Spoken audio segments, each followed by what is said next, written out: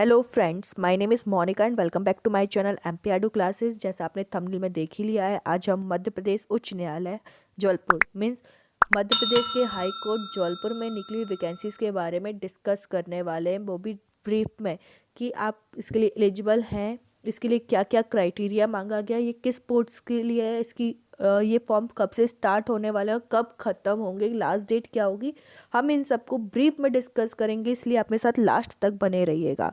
चलिए स्टार्ट करते हैं हम अपना वीडियो को। सबसे पहले मैं आपको बताना चाहूँगी कि इस जिन पोस्ट के लिए ये फॉर्म है, बेसिकली शीघ्र लेखक, इसको हम स्टेनो भी बोलते हैं, ग्रेड 2, ग्रेड 3 और स्टेनो ग्रेड 3 में कोर्ट स्टाफ मैनेजर, सहायक ग्रेड 3 एंड सहायक ग्रेड 3 में इंग्लिश नोइंग के लिए ये वैकेंसी है।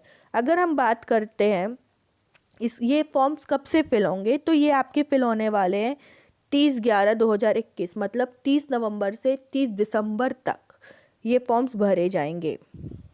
और हम इनके बारे में अगर देखना चाहें तो कुछ गाइडलाइंस दी हुई हैं, महत्वपूर्ण बिंदु हैं जो आप अगर फॉर्म फिल करते हैं तो आपको पता होगा कि क्या क्या मांगा जाता है, वो सारी चीज़ें इसको दी हुई हैं। आप अच्छे से देखना चाहें तो स्क्रीनशॉट ले लीजिए और अच्छे से डिटेल में पढ़ लीजिएगा।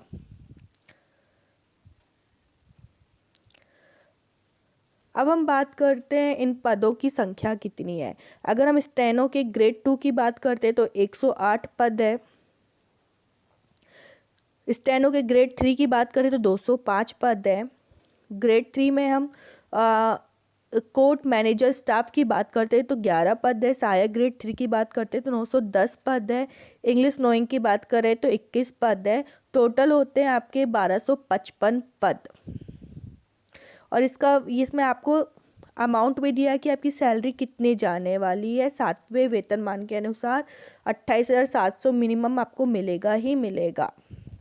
ये कुछ पेमेंट्स के दिए हुए हैं, आप देख सकते हो। इसका स्क्रीनशॉट लेकर आप डिटेल में पढ़ सकते हैं अगर आपके पास टाइम है तो।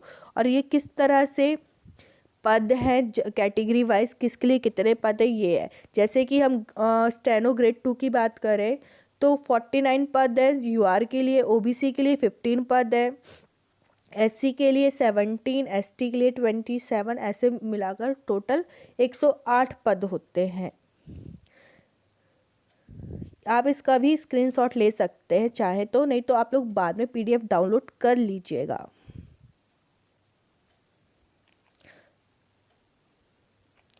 अब आप क्वालिफिकेशन की बात करते हैं, मैं आपको बता देती हूँ कि लगभग सेम ही चीज़ें मांगी गई हैं। देखिए स्टेनो ग्रेड 2 ग्रेड 3 से ऊपर आता है तो इसमें आपसे थोड़ा क्वालिफिकेशन में कुछ उम्मीदें ज़्यादा होती है, ऑब्वियस सी बात है।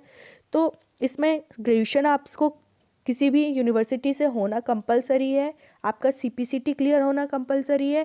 लेकिन जो आपका हिंदी टाइपिंग है उसमें आपकी 100 वर्ड यानी कि 100 स्ट्राइक होनी चाहिए पर मिनट में, और 1 ईयर का कंप्यूटर कोर्स होना चाहिए। बट जब आप बात करते हैं अदर पोस्ट की तो आपका ग्रेड 3 में आपका 80 की वर्ड पर मिनट होना चाहिए, आपका 1 ईयर का डिप्लोमा होना चाहिए और ग्रेजुएशन होना चाहिए। फिर सेम चीज़ें बाकी में भी हैं और आपको इस चीज़ का आपके पास सर्टिफिकेट होना चाहिए कि आपने ये चीज़ कर लिया है, क्लियर हो चुका है, आप पास हो चुके हैं। आपको कंप्यूटर कोर्स में आपको बीएससी, बीसीए, एमसीए, ये सारी चीज़ें एमटेक वगैरह होनी चाहिए। आप देख सकते हैं जैसा कि इसने बोला हुआ है।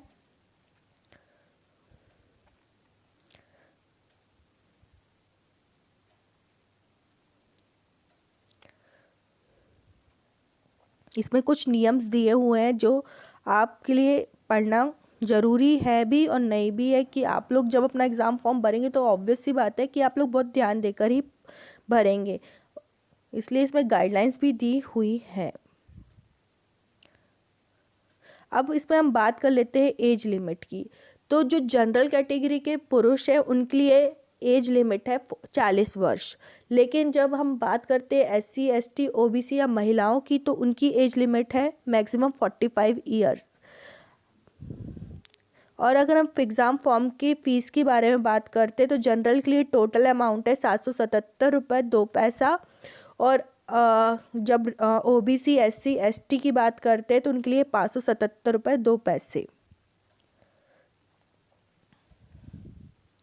अब हम बात करते हैं कि इस फॉर्म को हमें किस वेबसाइट में फिल करना है। तो आपको यहाँ पर दिख रहा है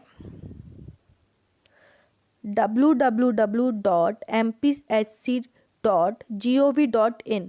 इस वेबसाइट में आपको जाना है, रिक्रूटमेंट एंड या रिज़ल्ट के बटन पर क्लिक करना है, फिर आपको एप्लीकेशन फॉर्म पर जाना है, उसमें आपको फॉर्म फिल करना होगा और वहीं से आपको एडमिट कार्ड भी मिलेगा। आई होप आपको ये पॉइंट क्लियर हो गया होगा। यहाँ पे आपको ये 3 ऑप्शन दिए हुए हैं, आप उसके हिसाब से अपना वो करेंगे। फिर आपको एक आईडी और पासवर्ड जनरेट करना होगा और आपको इसमें कुछ टाइम लिमिट भी दी जाएगी कि आपका अगर फॉर्म गलत हो जाता है तो आप अपने फॉर्म को सुधार सकते हैं।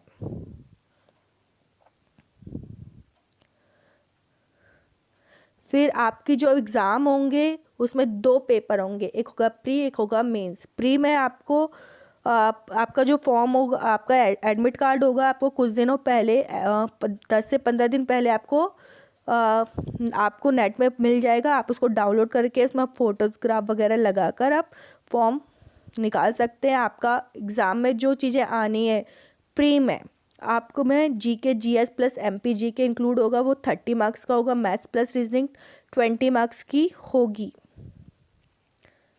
उसी में आपका जनरल हिंदी होगा, इंग्लिश होगा, कंप्यूटर होगा। 10 20 20 मार्क्स में टोटल ऐसा 100 मार्क्स का आपका पेपर होगा, वो भी 2 घंटे का। फिर इसके बाद अगर आप जब प्री क्लियर कर लेते हैं तो आपका होगा मेंस। मेंस में आपको टाइपिंग स्किल्स होगा, आपको 30 से 20 मिनट्स इस तरह से दिए जाएंगे जिसमें आपसे टाइपिंग कराई जाएगी। एक ऑडियो रिकॉर्डिंग या कोई बोलेगा, उसमें से आपको उसको सुनकर टाइपिंग करना है। उसी के बाद आप लोग क्वालिफाई होंगे।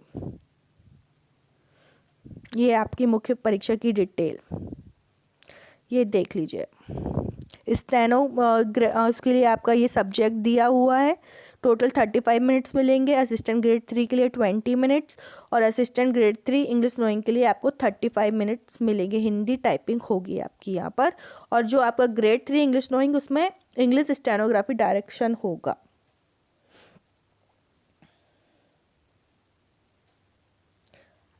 आपकी जितनी भी इम्पोर्टेंट चीज़ें थी मैंने सारी कवर करा दी हैं। जैसे आप ये नोट देख सकते हैं, आप इसका स्क्रीनशॉट ले लीजिए, इसको आप अच्छे से डिटेल में जिससे पढ़ सकें।